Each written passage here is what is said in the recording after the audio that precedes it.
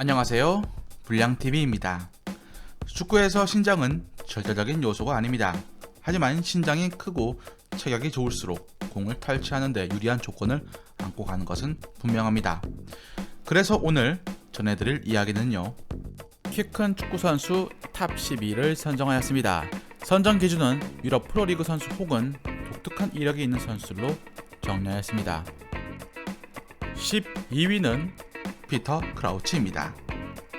장신임에도 불구하고 재치있는 발자감과 헤더 능력을 선보이며 많은 팬들의 사랑을 받고 있는 피터 크라우치. 2m가 넘는 장신 공격수 중 가장 성공했다고 볼 수 있는 그는 마른 체형임에도 불구하고 볼 낙하 지점을 귀신같이 예측하고 공을 따내는 능력을 보유하고 있습니다. 그로 인해서 잉글랜드 대표팀의 부름을 꾸준히 받았고 잉글랜드 후반 막판에 중요한 롱볼 전술로 많이 애용되었던 선수였습니다. 국가대표 42경기로 많은 경기를 뛴 것은 아니지만 22골에 달하는 고감도 득점으로 잉글랜드에 많은 승리를 안겨다 주었습니다.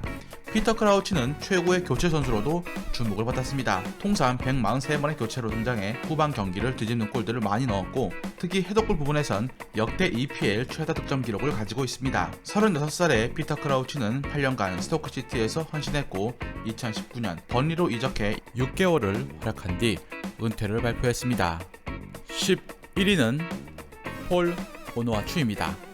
2021년 장신 공격수 중 가장 괄목할 만한 성장을 보이고 있는 선수는 벨기에 겐크 소속의 오누아추입니다. 피터 크라우치, 이삭손, 베스토고르보다 더 큰 그는 덴마크 리그를 평정하고 벨기에 리그로 넘어온 후 리그를 지배하고 있습니다.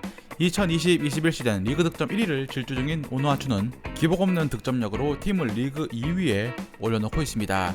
리그 득점왕까지 현재 내다보고 있는 중 2m 1cm라는 키에 빠르게까지 하는 그는 나이지리아 출신으로 탄력까지 겸비했습니다. 나이지리아 국가대표팀에도 꾸준히 발탁 중이고 2019년 80억이었던 그의 가치는 어느새 220억까지 껑충 뛰어올랐습니다. 10위는 프레이저 포스터입니다. 2014년부터 사우스햄튼의 골문을 지키고 있는 포스터는 뉴캐슬 유스 출신으로 셀틱에서 성장 후 사우스햄튼으로 합류합니다. 뉴캐슬에서 데뷔조차 하지 못한 이유는 당시 뉴캐슬은 쉐이 기분, 스티븐 하퍼 그리고 팀 쿠럴까지 골키퍼 왕국이었기 때문이죠. 셀틱이 챔피언스 리그에서 선전을 할 때 신들린 선방으로 셀틱을 살려내곤 했습니다. 이 경기들을 본 부폰이 잉글랜드 국대 키퍼로 기용해야 한다는 극찬을 했을 정도였습니다. 물론 잉글랜드는 버틀란드, 톰 히튼, 조던 픽포드까지 골키퍼 풍년입니다. 한때 3사자 군단 넘버원 골키퍼였던 포스터에게 2018년은 악몽이었습니다. 떨어진 폼 탓에 만년 후보였던 알렉스 메카시에게 주전 자리를 내주기도 했습니다. 펠레그리노 감독은 12월부터 포스터의 경기력이 마음에 들지 않았지만 기록은 생각보다 좋았습니다. 선방률은 69.1%로 에데르송이나 유리스와 0.7%밖에 차이가 나지 않았죠. 결국 리그에서의 결정 때문에 월드컵 출전은 자연스럽게 좌절되었습니다. 9위는 프레테판 마이어 호퍼입니다. 제2의 양 콜러를 꿈꾸던 오스트리아 선수 마이어 호퍼는 참으로 많은 팀들을 거쳐가야 했던 비혼의 선수입니다. 2001년까지는 그의 키는 187cm였고 발기술이 좋은 공격수였지만 구단에서 키가 더 큰다면 이상적인 공격수가 될 것으로 보고 성장 호르몬을 2년이나 주입을 시킵니다. 이로 인해서 2년 동안 무려 14cm가 더 커버린 것이었죠. 바이에른 뮌헨으로 이적을 했지만 피사로나 로이 마카이 같은 공격수 때문에 1군에서 자리는 사실상 존재하지 않았습니다. 임대를 돌다 다시 오스트리아 빈으로 이적을 한 그는 2008-2009 시즌 35경기 23골을 터뜨리면서 눈부시게 날아오릅니다. 오스트리아 대표팀에도 뽑혔죠. 울버햄튼으로 이적하는 성공까지 거두었지만 성장 호르몬 부작용으로 1년 만에 영국을 떠나야만 했습니다. 성장 호르몬 부작용은 컸습니다. 진통제를 맞지 않으면 잠이 오지 않을 정도였죠. 1982년생인 마이어 호퍼는 무려 19개의 팀을 돌았고 오스트리아 리그 득점왕을 다시 한번 차지한 후 현재 스위스 2부 리그에서 마지막 선수 생활을 이어나가고 있습니다. 8위는 포스텔 판틸리문입니다. 루마니아 축구가 한참 침체기일 무렵 맨시티 스카우터의 눈에 들어 잉글랜드로 온 그는 조아트의 백업으로 2년간 맨시티에서 활동을 합니다. 2012년 정식 계약을 맺었지만 고작 7경기밖에 나서지 못하는 등 주전으로 올라서기 힘들었고 같은 리그 썬덜랜드로 자리를 옮기면서 꽃을 피우기 시작을 합니다. 2014-2015 시즌 EPL 골키퍼 중 대야가 눈부셨지만 판틸리몬 또한 기록적인 측면에선 최고의 모습을 보였습니다. 28경기에서 선방률 78.4%로 가장 높았죠. 이는 대회야보다 무려 10% 가까이 높은 수치였습니다. 그의 활약이 없었다면 선더랜드는 일찌감치 강등권으로 내려앉았을 것입니다. 2m 3cm라는 덩치 때문에 순발력에 대한 의구심이 일었으나 빠른 판단력과 공중볼 장악력 그리고 골문 구석구석을 커버치는 선방으로 2015년 최고의 골키퍼 중 한 명으로 인정을 받습니다. 와포드와 데포르티보를 거쳐서 2018년 노팅엄 포레스트로 이적한 판틸리몬은 2021년 현재 터키 1부 리그에서 활약하고 있습니다. 7위는 니콜라 지기치입니다. 세르비아 출신 선수로 1998년 프로 무대에 등장한 지기치는 세르비아 최강 명문 레드스타에서 득점왕에 오르는 등 좋은 활약을 바탕으로 2006년 1월 라리가로 진출하는 쾌거를 이룹니다. 라싱 산탄데르 소속으로 데뷔 시즌 두 자릿수 골을 득점을 하면서 더욱 성장해 발렌시아로 이적하면서 그의 가치는 급격히 올라가기 시작합니다. 발렌시아에서의 적응 실패로 인해서 활약은 미미했고 결국 2010년 EPL 최하위 팀이던 버밍엄으로 둥지를 옮깁니다. 그래도 라리가에서 79경기 30골을 터뜨렸고 특히 코파델레이에선 무려 10경기 8골이라는 눈부신 활약을 펼칩니다. 키가 크다고 헤딩에 국한되지 않고 왼발, 오른발, 머리 골고루 득점을 올렸던 선수였습니다. 다만 발렌시아 소속 시절엔 그저 전봇대 역할에 국한되어 머리로밖에 득점하지 못했습니다. 그의 인생 경기는 2007년 빌바오전에서 팀의 5대4 대역전극의 주인공이 되면서 최고의 한 해를 마무리했습니다.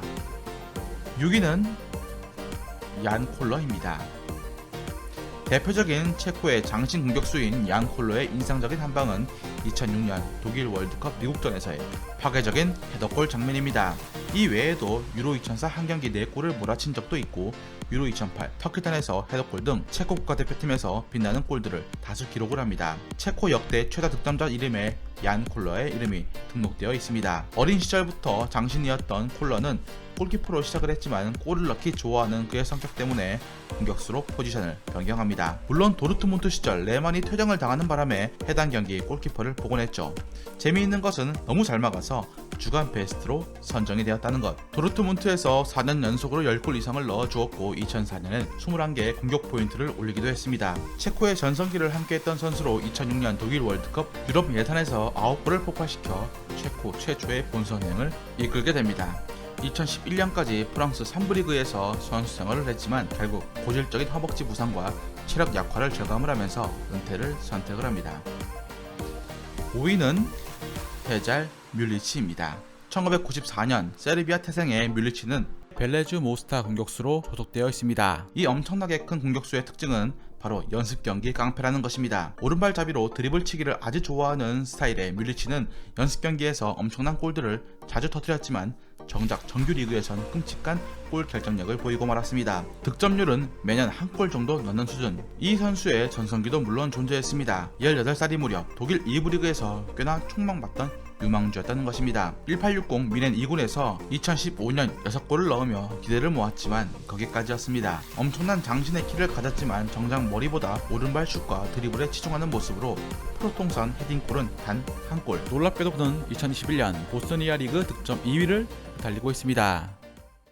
4위는 미켈 크비스트입니다. 덴마크 1부 리그 소속의 크비스트는 콜롬비아 보고타에서 태어났지만 어린 시절 부모님을 따라서 덴마크로 이주한 이주민입니다. 2m 3cm의 키를 가진 크비스트의 특징은 바로 축구 역사상 가장 큰 멀티플레이어라는 것입니다. 그리고 24살이던 2017년 1군 프로 무대에 등장한 늦가기 축구 선수입니다. 2018년까지 크비스트는 풀백으로 많은 경기를 소화합니다. 큰 키에 풀백이 대체 무슨 이득이 있겠냐고 싶겠지만 크비스트는 엄청난 장거리 스로잉 능력을 가지고 있습니다. 던졌다 하면 35m 이상씩 날아가는 그야말로 인간 투석기인 셈입니다. 이 능력으로 프로 통산 9개의 도움을 올리고 있습니다. 2019년 크비스트는 센터백으로 10경기, 측면에서 11경기, 중앙 공격수로 7경기를 뛰면서 8세조 매력을 뽐내고 있습니다. 3위는 라시나 트라우레입니다. 키가 큰 선수들은 스피드가 느리다는 편견을 깬 트라우레. 코트디부아르의 수도 아비장에서 태어났지만 러시아, 프랑스, 영국, 스페인 등 여러 나라를 거친 저니맨입니다.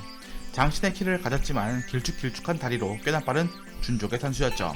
러시아 안지 시절엔 사무엘 에투의 파트너였을 정도로 자국 코트디부아르에선 차세대 드록바로 기대를 모았습니다. 17살에 27경기 19골을 터뜨리면서 유럽으로 진출했고 선수 사대기에 열을 올리던 쿠반 크라스노다르가 그를 2011년 2월에 영입을 합니다. 당시 이적료는 100억 정도, 적지 않은 금액이었지만 한 시즌 반 동안 18골의 준수한 성적으로 당시 안지로 230억에 이적을 합니다. 2010년 초반 러시아 리그가 이적료 거품이 심했지만 트라우레의 재능을 높이 샀습니다. 실제로 리버풀전 승리에도 결승골을 기록하는 등 한 해 30골에 육박하는 파괴력을 선보입니다. 그러나 안지가 대덕난에 휩싸이면서 그는 방출되었고 하락세를 걷기 시작합니다. 현재 그는 헝가리 1부 리그 우이페슈트에서 조용한 선수 생활을 보내고 있습니다. 2위는 크리스토프 반하우트입니다.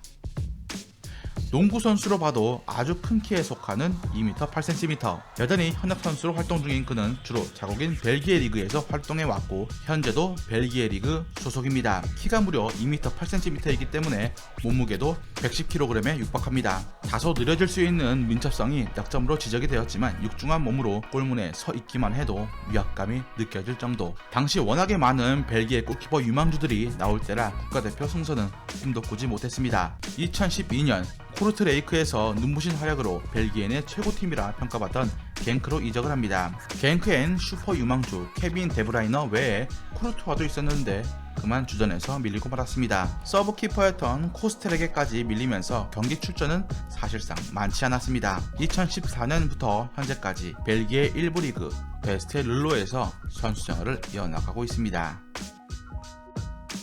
대망의 1위는 사이먼 요르겐센입니다. 중국 허난 소속의 청펑양 선수가 2m 7cm로 아시아에선 가장 큰 키를 자랑하지만 요르겐센은 2m 10cm로 세계에서 가장 키가 큰 현역 축구 선수입니다. 잔루이지 부폰을 유성으로 삼으면서 골키퍼 유망주로 잉글랜드에서 축구를 배웠던 그는 덴마크 국적의 선수로 뛰어난 반사신경이나 발밑을 자랑하는 건 아니지만 큰 키를 이용한 공중 정확력과 골문에서의 위압감으로 존재감을 내뿜고 있습니다. 요르겐센이 속한 팀은 잉글랜드 5부리그 팀이고 현재 팀 내에서 가장 핵심 중에 핵심 인물입니다. 즐겁게 보셨다면 구독과 좋아요 클릭을 부탁드립니다. 다음 이야기에서는 축구 역사에 레드카드를 만들어냈을 정도로 화려한 개인기를 무장했던 한 선수에 대해서 소개해드리고자 합니다.